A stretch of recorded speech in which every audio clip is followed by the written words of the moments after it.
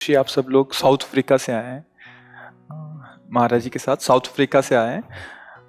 महाराज जी यहाँ श्रीमद् भागवत जी का श्रवण करने के लिए श्रीधाम में आए हैं। कृपया मार्गदर्शन कीजिए जिससे श्रवण करते करते हमारे अंतःकरण का निर्माण हो। कैसे श्रवण करें महाराज जी भागवत जी? भागवत श्रवण भागवत बन करके ही किया जाता है। भागवत माने होता है भक्त। जब हमें श्री कृष्ण से प्यारा और कोई न लगे सृष्टि में, सीधी भागवत की पहचान। भगवान से बढ़कर कोई प्यारा न लगे, उसे ही भागवत कहते हैं। एकादश स्कंद में भागवत में महाभागवत की पहचान बताई गई है। त्रिभुवन की राज्य लक्ष्मी देने पर भी जो आधे पल के लिए भी प्रभु श्री हरि का विस्मरण नहीं करता, वो महाभागवत है, ऐसा वर्णन किया गया। तो भागवत बन करके ही भागवत का रसास्वादन किया जा सकता है। पर सबसे बड़ी पहचान भागवत की ये है, उसे प्रभु से बढ़कर कोई और प्यारा न लगे, प्रभु के सिवा और कोई सहारा न लगे, प्रभु के सिवा और कोई आस न रह जाए, तो भागवत उसकी जन्म जन्म की प्यास बुझा देगी, प्रेम रस से उसे तृप्त कर देगी। अब भागवत अगर श्रवण कर रहे हैं और प्रभु से अपनापन नहीं है, तो श्रवण तो होगा, पुण्य मिलेगा आपको, पर आपको भागवत का असली फल नहीं मिलेगा। भागवत का असली फल है भगवत प्रेम। जब धुंधकारी जी को श्रीमद् भागवत श्रवण कराई गोकर्ण जी ने, तो और भी शास्त्रों भक्त सुन रहे थे, तो विमान लेकर भगवत पार्षद एक आए, एक विमान, और धुंधकारी जी प्रेत योनि से मुक्त होकर चतुर्भुज रूप हरि रूप होकर विमान पर चढ़ने लगे।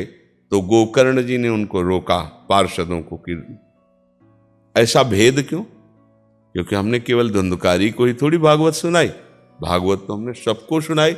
आपको बहुत से विमान लाने चाहिए और सबको भगवत धाम ले जाना चाहिए। तो भगवत पार्षदों ने कहा कि भागवत तो आपने सबके लिए कही, सुनी भी, पर मनन किया धुंधकारी जी ने। मनन उसी का होता है जो प्रभु को अपना स्वीकार कर लेता है। इतना पापी आदमी भूत बन गया, अब उसने देखा भूत जीवन का कष्ट, तब उसने विचार किया कि एकमात्र हमें भक्त ही बचा सकता है इस दुर्गति से। तो गोकर्ण जी की शरण ली। गोकर्ण जी ने इस विषय को महापुरुषों से पूछा, तब पता चला एकमात्र भगवान का आश्रय, भगवान की चर्चा, भगवान का नाम कीर्तन तुझे मुक्त कर सकता है। उसकी बात समझ में आ गई कि अब मुझे भगवान ही बचा सकते हैं, और अंदर से भगवान का आश्रय लेकर बिना कुछ खाए पिए 7 दिन तक भगवान की चर्चा सुनी और भगवान का ही मनन किया। तो भागवत के प्रभाव से वो भागवत बन गया और हरि पार्षद होकर भगवान के दा। तो हम जो सुने, श्रोता सोई परम सुजान, सुनत चित रति करे। सुनने का फल है रति, रति माने प्रेम। हम भगवान श्री कृष्ण को अपना मानने लगे, उनको अपना मित्र माने, अपना स्वामी माने। वो तो सब कुछ बनने के लिए तैयार है, और उनसे हम इतना प्यार करें कि उनसे प्यारा कोई रह ना जाए फिर। और अभी हमें शरीर प्यारा है, बहुत कुछ प्यारा है, तो सुनते सुनते हमको हर प्यार श्री कृष्ण की तरफ मोड़ना है। सबकी ममता ताग बटोरी, मम पद मनहि बांध बरडोरी। तो फिर भगवान का प्रभाव उस पर प्रकट होता है। समदर्शी इच्छा कछु नाही, हर्ष शोक भय नहीं मन माही, असज्जन मम उर्वस कैसे, लोभी हृदय बसै धनु जैसे।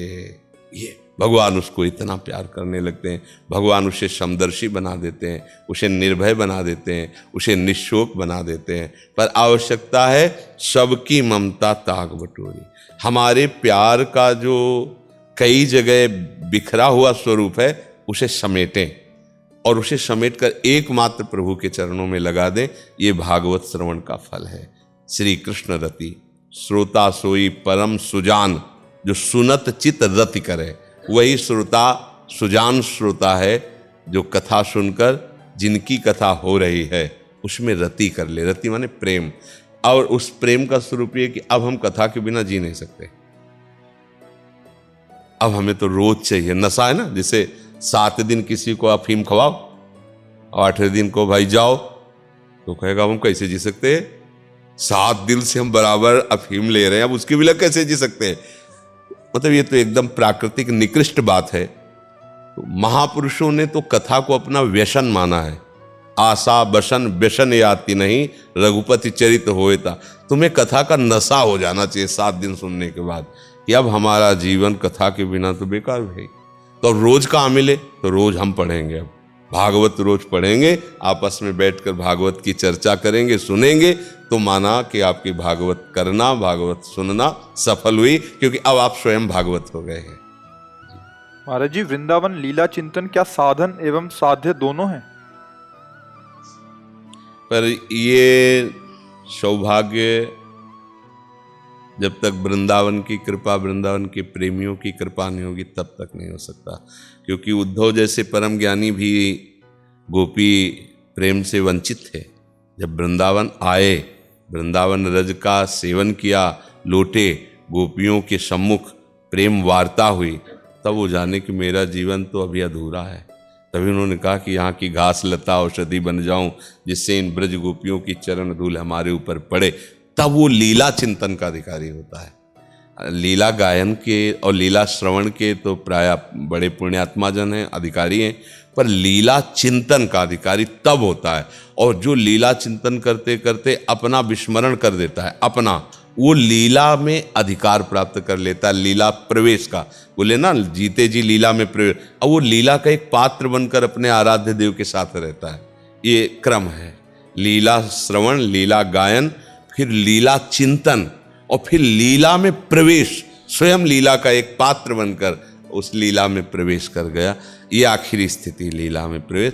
तो इसका जो अनुभव है वो यहाँ वृंदावन की रज से होगा, पढ़ने लिखने से पूरा अनुभव नहीं। तो उद्धव जैसे बृहस्पति के चेला हैं और भगवान के मित्र हैं, उद्धव जी जैसा कौन ज्ञानी होगा, पर प्रेम रस से अनविज्ञ है।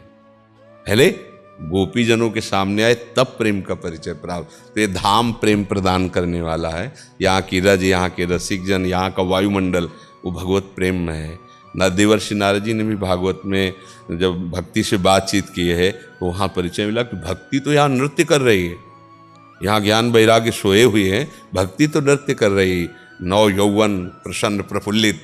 तो ज्ञान वैराग्य जगाने के लिए ही तो भागवत की चर्चा की थी। भक्ति तो प्रसन्न है और खूब पुष्ट है, पर ज्ञान वैराग्य के बिना वो भी थोड़ा शोकित है कि ये भी तो तैयार हो जाने चाहिए। तो इसीलिए श्रीमद् भागवत का प्रवचन हुआ कि उससे भक्ति, ज्ञान, वैराग्य तीनों पुष्ट हो जाते हैं और भगवान की प्राप्ति है।